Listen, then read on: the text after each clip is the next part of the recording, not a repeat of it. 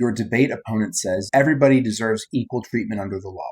So if two people receive different outcomes, they weren't treated equally. Oh, wait a second. That's called equivocation. Equivocation is when an argument changes the meaning of an important word halfway through. In this case, that word is equal. Equal treatment means applying the same rules or standards to everybody.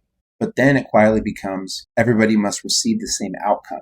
Those are two completely different claims. And that argument only works because the meaning of the term equal changed as the speaker went on. And that's what makes equivocation so effective in debates and why you should also be ready to spot it. Words like fair, rights, freedom, discrimination, they can all have different meanings that people can selectively apply or change. So whenever an argument hinges on one important word, ask yourself, does this word mean the same thing in every premise and in the conclusion? And your debate opponent might be guilty of equivocation.